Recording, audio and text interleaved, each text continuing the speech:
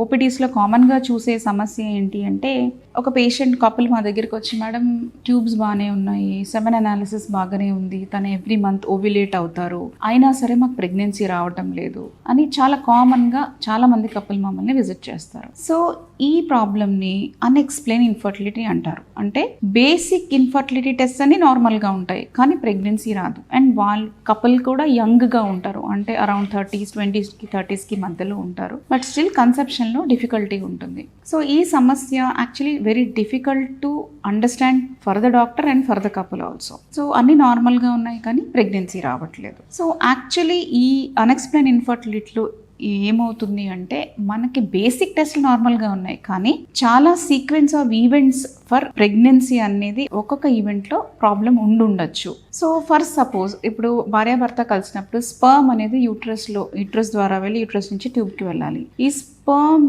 యాంటీస్పర్మ్ అంటే సర్విక్స్ దగ్గరే చనిపోతూ ఉండుండొచ్చు.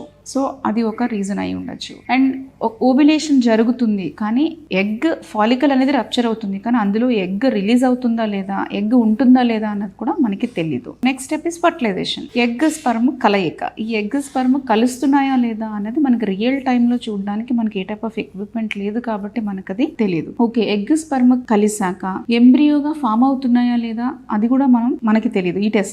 అండ్ ఎంబ్రియో ఫామ్ అయిన తర్వాత అది గర్భాశయంలో వచ్చి అతుక్కోవడం, ఇంప్లాంటేషన్ అంటాం, అది జరుగుతుందా లేదా ఈ బేసిక్ టెస్ట్ ఇవి చెప్పలేవు. సో ఇన్ఫర్టిలిటీలో ఎక్కడో ఏదో ఒక స్టెప్ లో ప్రాబ్లం ఉంది కాబట్టి ప్రెగ్నెన్సీ రావట్లేదు కానీ అది ఈ బేసిక్ టెస్ట్ లో మనకి తెలియడం లేదనమాట. సో దీనికి చాలా కంట్రీస్, చాలా అసోసియేషన్స్, ఇన్ఫర్టిలిటీ అసోసియేషన్స్ చాలా రీసెర్చ్ చేసిన తర్వాత ఈ ప్రాబ్లంకి పైగా టెస్ట్లు ఎక్కువ చేయాలా లేకపోతే ట్రీట్మెంట్ చేయాలా అని డిస్కషన్ వచ్చినప్పుడు దీని కాస్ట్ బ్యాలెన్స్ అనేది ఇంపార్టెంట్. ఎందుకంటే మనం టెస్ట్లు చేసుకుంటూ పోతుంటే మనకి రీజన్ తెలుస్తుంది కానీ ప్రెగ్నెన్సీ రాదు. So ultimately we need pregnancy. So దాని గురించి మనం ట్రీట్మెంట్కి ముందుకెళ్ళడం అనేది బెటర్ ఆప్షన్ అవుతుంది. సో ఈ అన్ఎక్స్ప్లెయిన్ ఇన్ఫర్టిలిటీలో ఏ టైప్ ఆఫ్ ట్రీట్మెంట్స్ వర్కౌట్ అవుతాయి?